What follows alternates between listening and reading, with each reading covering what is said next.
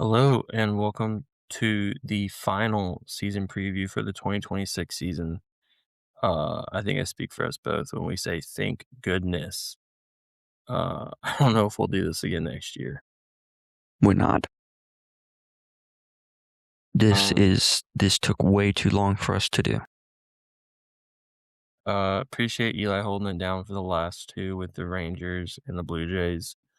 Um, we'll get to we'll talk about at the end what to expect in the future now that we're in season. Um, This is an organization, you crossed off your bucket list last year or 2 years ago? You crossed the Uh, Nat Stadium 2 years off. ago. Yeah, and I'm crossing them off this year, in June whenever they play the Mariners at home. I think I'm gonna go to the Friday night game instead of the Saturday game. The tickets are, number 1, a lot cheaper, and there's more seating, so I think more people are going to the Saturday than the Friday game. Um, alright, I'm gonna start us off on the teams. The single A team for the Washington Nationals is the Fredericksburg Nationals out of Fredericksburg, Virginia. They play at the Virginia Credit Union Stadium in the Carolina League. They had a record last year of 65-64. They did make the playoffs with that record. Moving high, we have the Wilmington Blue Rocks, which play in Wilmington, Delaware at Frawley Stadium in the South Atlantic League. They had a record last year of 54-76. We moved to Double A, which is the Harrisburg Senators, located in Harrisburg, Virginia. They play at F&B Field in the Eastern League. They had a record last year of 68-70. And then the AAA team is the Rochester Red Wings in Rochester, New York. They play at ESL Ballpark in the International League and had a record last year of 59-88.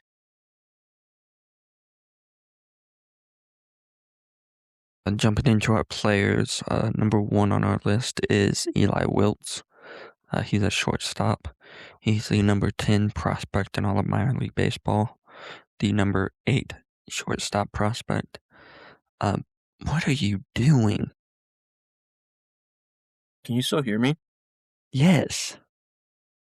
Sorry, I was getting a drink. I thought I I muted just my hear, mic. no, I just hear like you fumbling around with something. Dude, my mic was muted. I didn't mean for y'all to hear that. I'm sorry.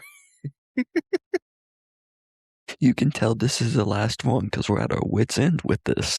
Yeah, for sure.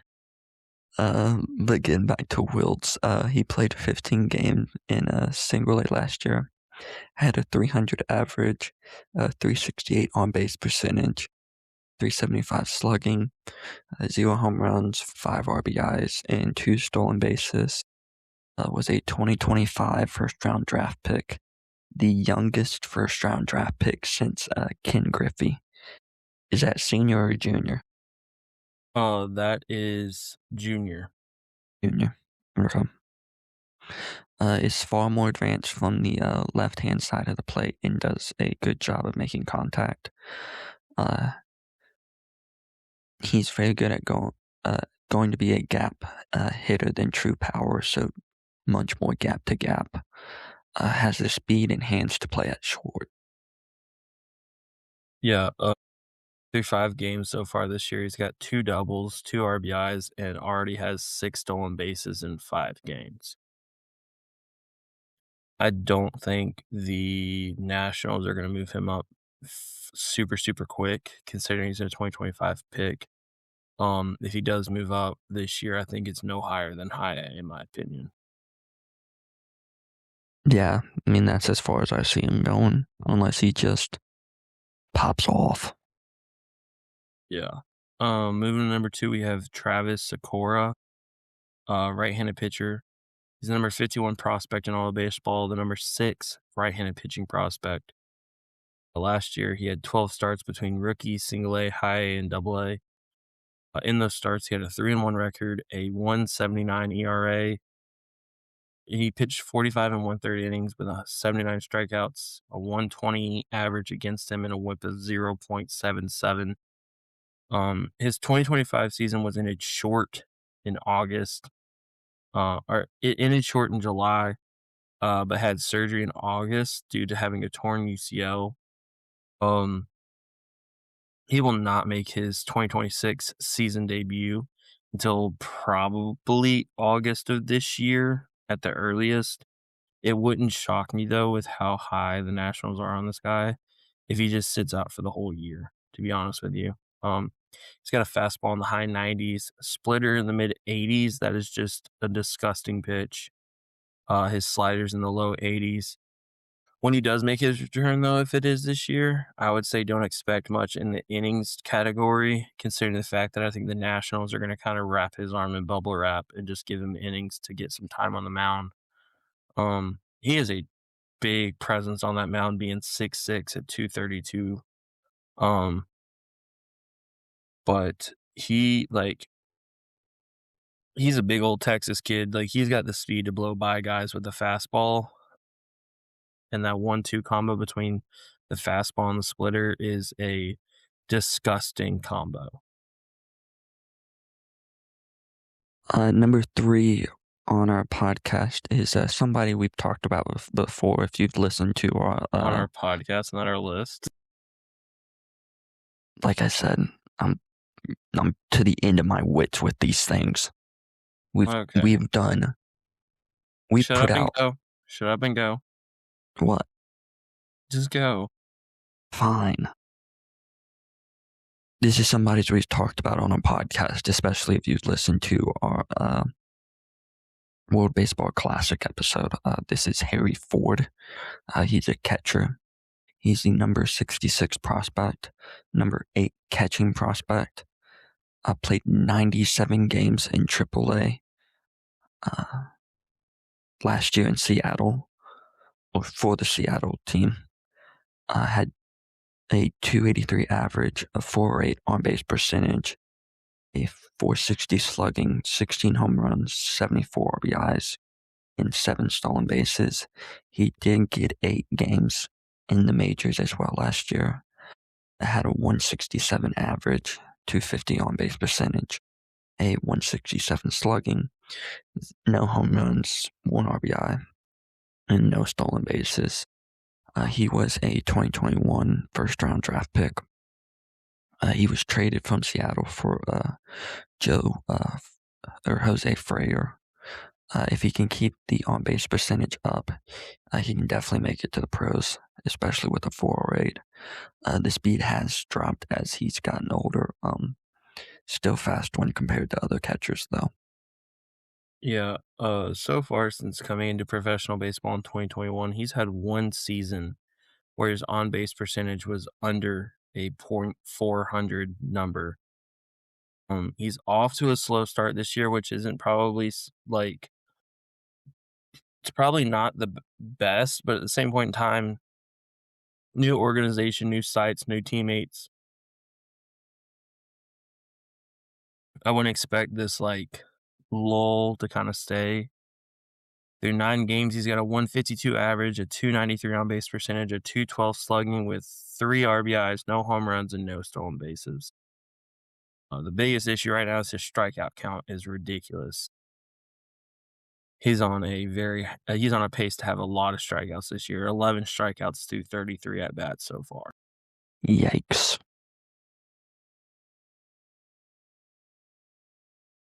Moving number 4 on our list, it is Jarlin Susana, a right-handed pitcher in the organization. Number 75 prospect in all of baseball, number 9 right-handed prospect. He had 14 starts last year between high A and double A. He had a 1-4 record, a 3.51 ERA. He pitched in 56 and 1/3 innings with 95 strikeouts. That's a great ratio in my opinion. He had an average against him of a .199 and a whip of 1.31. 2026 will be delayed due to a UCL sprain and a right lat tear in his shoulder that needed to have surgery. He's got a 4-seam and a 2-seam that sits in the high 90s. And when I'm talking about high 90s, I'm talking between 98 and 101. He did touch 103 last year. Dang. He's got a slot. Yeah, his speed's ridiculous. His slider's in the mid 80s. He's got a changeup that's in the low 90s, like 93, 94 changeup. Not as consistent as the slider, but still could be a disgusting pitch if you can get some control under that. And that's really his biggest concern. Control was an issue years prior. And so the biggest thing this year is going to be can he recovering from the surgery, as well as getting the control back under wraps. He was actually signed in 2022 by the Padres and was sent to the Nationals in the Juan Soto trade, which to me that trade feels like it was 10 years ago. Honestly, yeah. Yeah. The number 5 on our list is Gavin Finn. He's an infielder. He's the number 89 prospect. Played 10 games last year in Single A. Had a 220 average, a 267 on-base percentage, a 341 slugging, no home runs, 7 RBIs, and 1 stolen base.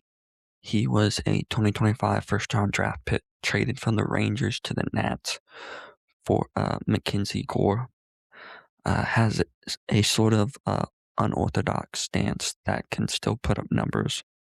Not the highest in the power category. No concern about his ability to play in the infield with the combo of Finn and Wilt. They'll be controlling the left side of the infield for a long time in DC. Yeah, I think between Finn and Wiltz, if you're a Nationals fan, you should be absolutely ecstatic that you have these two guys. Wiltz will probably be your starting shortstop, and Finn will probably more than likely be your starting third baseman in the future if they can keep both these guys. This was can we get into a baseball talk for a second? Like, get off the list and just talk about baseball for a second? Because I'm so tired of doing this list because I feel like we haven't talked about baseball in so long.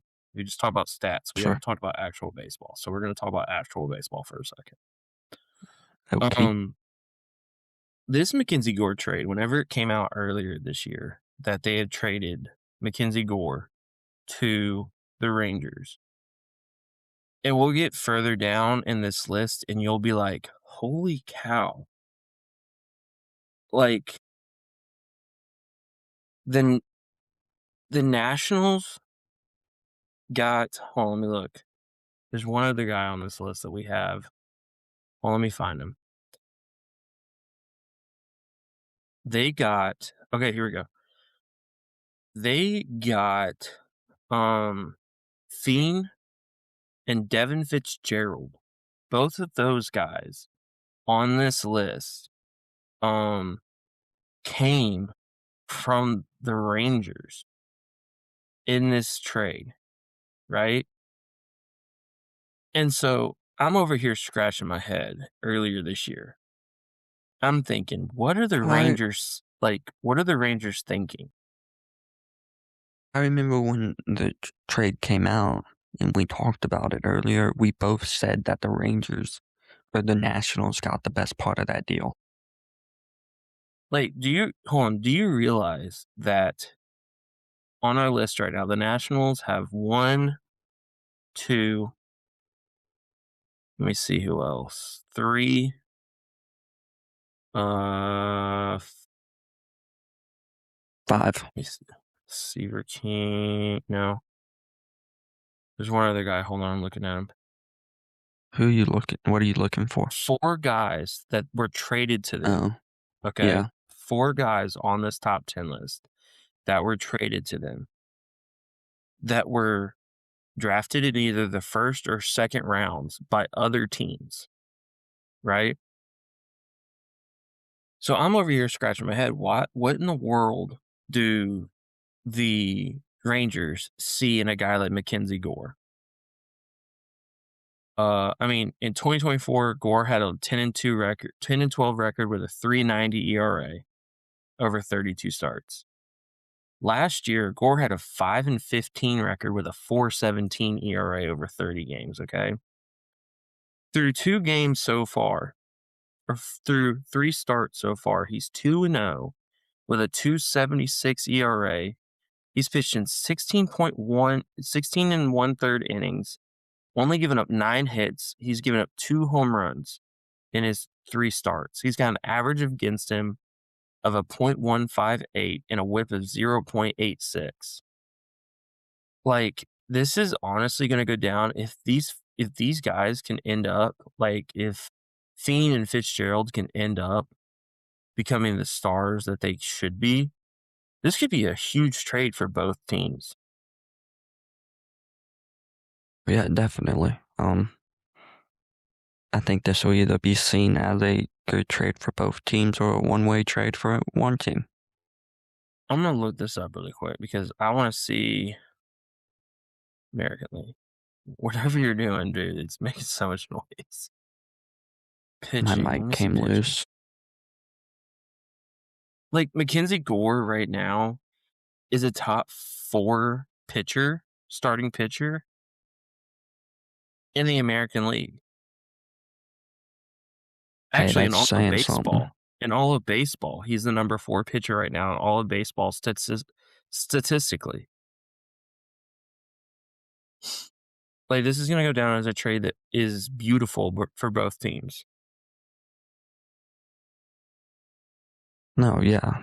I mean, you just gotta see what happens with Fiend and Fitzgerald. And to be honest with you, for the Rangers, dude, like, they have quite the freaking rotation between Gore, Eovaldi, Leader, and DeGrom. Now, DeGrom's off to a rocky start, but at the same point in time, I mean, geez. They still have Montgomery? No, they don't have him anymore. Where's he at? And then you're looking at the bottom, and they've also got Kumar Rocker on that rotation, too. Like, the Rangers have a solid pitching staff on paper. No, I mean, yeah, they've got one of the better pitching staffs in baseball. And so for this Nats, it's like, you really hope you didn't trade away a Cy Young guy for prospects that don't turn out to be nothing. So I think Fiend and Fitzgerald definitely feel it. I don't know if they have any weight on their shoulders, but you definitely have to think something's sitting there. You know what I mean? But yeah, because if not, it's going to be a bust. Yeah. Okay. Sorry, I just need to have a baseball talk for a second.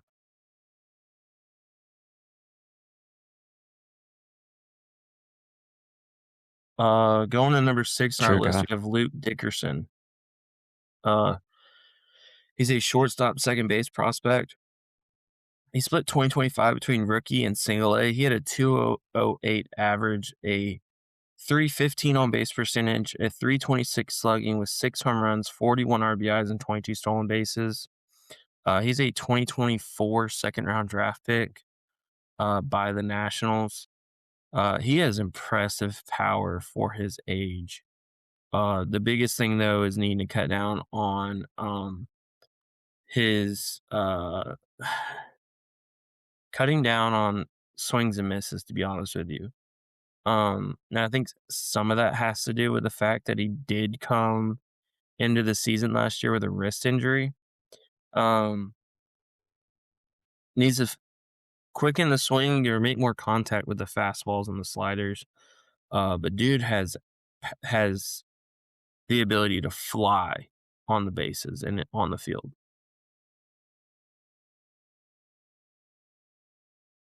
I mean, yeah, if he came in with a wrist injury, it's understandable for him to have a bit of a rocky start, but the big thing for him is just getting that back under control. Yeah. Number 7 on our list is Devin Fitzgerald. He split last year between rookie and single A. Had a 3.02 average, a 4.28 on base percentage, a 4.82 slugging, 6 home runs, 20 RBIs, and 8 stolen bases. As mentioned earlier, He was traded from the Rangers for Mackenzie Gore. Natural right-handed batter, but can still hit from both sides. Honestly, is a better choice for his future at second base, especially if you've already got Fiend at third and you've got Wiltz at short. Yeah, he'll definitely be long term. He'll probably, if he wants to crack that major league roster, he needs to start planning on making that swap to second base.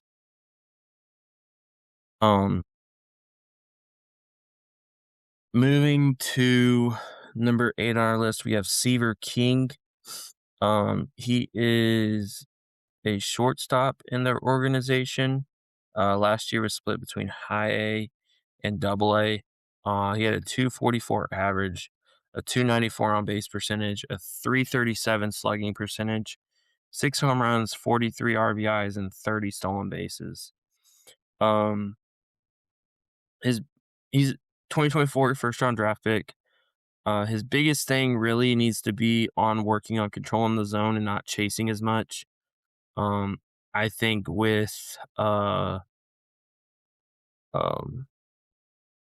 some time last year, he did spend in the Arizona Fall League. You ready for this stat? He hit over 60% of his hits were over 95 miles an hour on exit velo. So he's got some serious power. He's got some pop. He's got some pop, but a lot of that is line drives and ground balls. He'll be more of a doubles and a triples guy. Because like last year he had 19 doubles and 5 triples last year. Between if it double works, A and it works.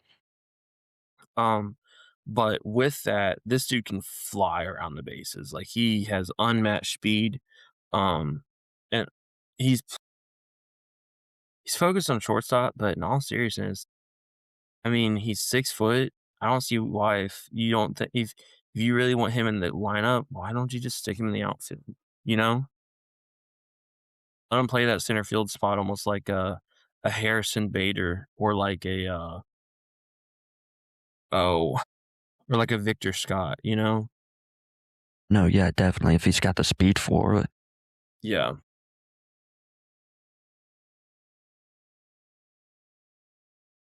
Number 9 on our list is Alex Clemley. He's a left-handed pitcher. He had 25 starts last year between high A and double A. Had a record of 7-5. Had a 3.47 ERA. 116 and 2/3 innings pitched. 136 strikeouts. Had a 208 average against him and a 138 whip. He was traded in 2024 to the Nats from the Guardians for Lane Thomas. Has a fastball, a 4-seam, and a 2-seam, both sit in the low 90s. A slider in the mid 80s and a changeup in the upper 80s. A big thing for him is focusing on lowering the walk rate in 2026. Yeah, he is the Baseball America 2025 Prospect of the Year for the Nationals organization last year. So the ceiling's high on this guy, but I think at this point they're kind of ready for. I mean, the ERA definitely needs to drop a lot, but I mean, 136 strikeouts and 116 innings is not bad in my opinion. Moving on to number 10 on our list, and the last prospect we will cover is Ethan Petrie, outfield first baseman. He had 24 games last year in single A. He had a 287 average, a 386 on base percentage, and a 414 slugging, 2 home runs, 10 RBIs, and 1 stolen base. He's a 2025 second round draft pick. I believe he was a. No, he wasn't. I'd say the back. He played at South Carolina. He's a Gamecock at South Carolina. His thing is he needs to shorten up the swing. He really is bad at swinging underneath elevated pitches, especially the fastball. His speed average watt is kind of average. That makes him stick to the corner outfield spots. but does have an above arm average that can help him play there. But honestly, between the speed and the height, he's 6'4". I think he'll make his living playing first base, in my opinion. Um, so it's what this kind of covers the Nationals for us, doesn't it? Yep. All right. Well, this is, like we said, our last season preview. We will be back Monday, April, what is that, the 13th? Yeah, 13th. And that episode will kind of be the like how the rest of the year is going to look. It's going to be more like we just sit and talk about pro ball. I've already got some topics of conversations that I want to bring up that we're going to get into. So we'll try our best for our own sanity to keep these weekly episodes kind of to a not to make them like, because honestly, with how much we love baseball, we can make these things like 3-hour podcasts, but we're not going to do that for our own sanity. So, but yeah, so that's just come back Monday and see what it's going to be like for us. Make sure to follow us on our Instagram and Around the Minor League. There you'll find the links in our bio to our Apple Podcast, our Spotify, and our YouTube. You guys have been blowing up the listening count. We appreciate the crap out of that. Shoot us follow us on any platform you listen to. Give us a DM if you have any questions or anything you might want us to talk about. Well, that is your last season preview for the 2026 season. So we will see you Monday with our regularly scheduled program. Y'all have a good one.